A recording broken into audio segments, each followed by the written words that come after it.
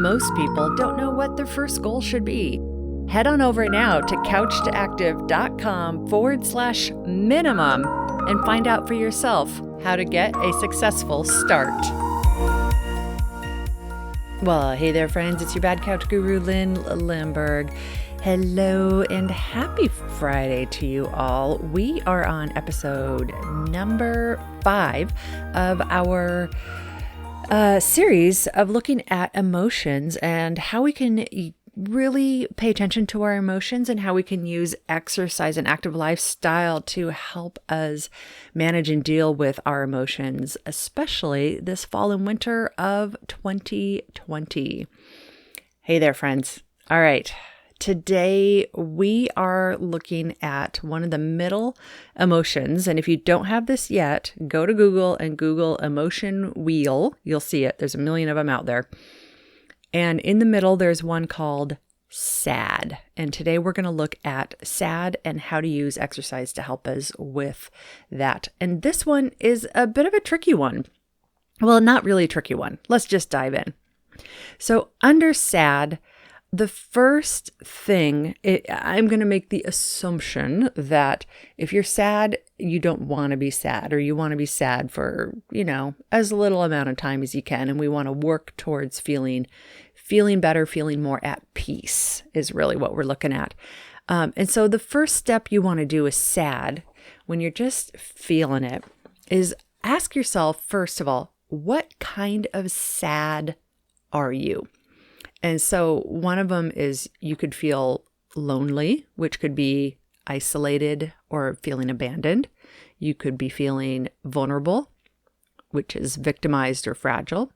You could be feeling despair, which could be grief or a sense of powerlessness. Guilty, which could be remorseful or ashamed. You could be feeling depressed, where you're feeling inferior or empty. Or you could be feeling hurt, which would be maybe you're embarrassed or maybe you're disappointed. So those are some of the emotions that all feed into this sense of feeling sad.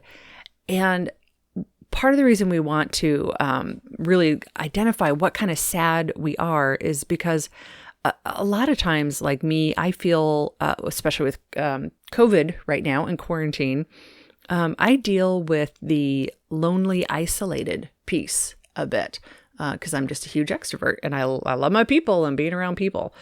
So that's one that I deal with. I used to deal with worries about abandonment. I used to deal a lot with shame, but not so much anymore. I've been able to work with them. So what you do for each of them are different. So find out what kind of sad you are. And yeah, if you're feeling depressed, that one's completely different too, right? So find out that, and then ask yourself, number 2, is this sad you're feeling a short-term sad or a long-term sad? And you don't have to put it in an either or bucket. It could be on a continuum, or it could be a cycling sad. I am in the cycle of sad, the wheel of sadness. It goes up and down. Figure out what that is, because really, if it's a short term, I'm sad, then being able to go on to using exercise to help you with it could be really simple. You could pick up your bootstraps, right? And go somewhere beautiful and go for a walk, or go play a game with your kids or grandkids, or, anything that you think is fun could help pick up your mood and make you not feel so sad. If you're dealing with a sad, that's a grief and a loss, that one's different. That's a little more long-term, even though it's, it's not short-term. It's not, well, you guys know grief is tricky, right? And, maybe that one, you do need to sleep for several days to help you work through it. And then you need to, get out and start doing a little bit of exercise to help you work through that grief. But let's dive in a little bit deeper here. If you're dealing with a sad that's like depression, especially like a clinical depression, that's a long-term sad.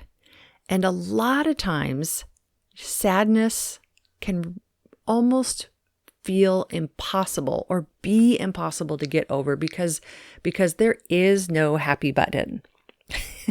And if you're dealing with depression, you know that. If there's a happy switch or a happy button, you would have pushed it years ago, right?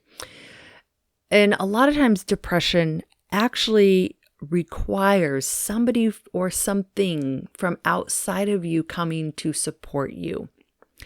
And so maybe you're dealing with that sad or grief or depression. Maybe you need to really start thinking about, how can I build my support structure better? How can I help get something into place to help me, knowing that this is long-term, maybe even a lifelong cycle, and put that in place. It actually does require some grit and some self-discipline, unfortunately. And so if that's you, then maybe what you want to do is look at like what does pick up your spirits when you have times that your spirits feel better, and schedule and do more of that. And if that the long-term depression thing is for you, you are going to have to sometimes just like, okay, I feel sad. I'm going to force myself to go for a walk. And I don't know if I'll feel any better afterwards, but I'm just going to try it because in my head, I know that this is probably going to help. And then just not put anything on it. So sadness is a tough one. Sadness is, oh my gosh, one that we probably should break out and build a whole new podcast on and talk about. But here's the nutshell of what you want to do.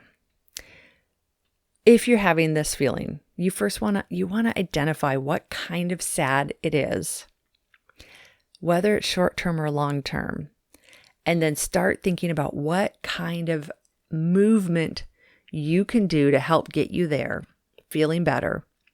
And whether it's, a walking club or a walking meeting or a workout class with friends, whatever it is that helps bring you some happiness, make it happen. Put it on the schedule, even if you don't feel like it. And then be proactive and start, as a bonus, be proactive and start talking to people. Be like, hey, I'm sad. For me, one of the things I've had to do in quarantine is I've gotten some sadness out of this isolation. I really, really don't like the isolation. And so I realized I had to be proactive, and I realized this was something bothering me. And so I started figuring out what could I legally do, and do that would help me and not put others at risk of spreading the virus. And then I started making plans with people, socially distanced plans, socially distanced walking plans, kayaking, like all kinds of things. And I wasn't feeling that great. And I just started putting it on the calendar. And then next thing I knew, I was like, I'm feeling better. I'm honest to God, feeling better than ever. Well, maybe not ever, but better than ever in quarantine. Let's put it that way, which has been awesome. But it was because I was proactive. I saw my sadness. I saw it coming. I saw it maybe getting worse. And then I did something about it rather than staying stuck and feeling like, oh, poor me, poor me, poor me. And now, even as I talk, I think, oh my gosh, how was I so sad? And this will come and go in cycles, I'm sure. But it was really good for me to look at this for myself. So that's what I hope for you, that you look at yourself and any sense or feelings of sadness, despair, powerlessness, emptiness that you have now, and really start planning for it to help you stay in a positive frame for the rest of this year. Alrighty, friends, that's it for today, and we'll see you next time. Bye-bye now. Couch to Active's #1 goal is to help you fill the gap between knowing you should exercise consistently and actually getting it done with a smile. Head on over to couchtoactive.com. Get the course, get the book, get going today at couchtoactive.com.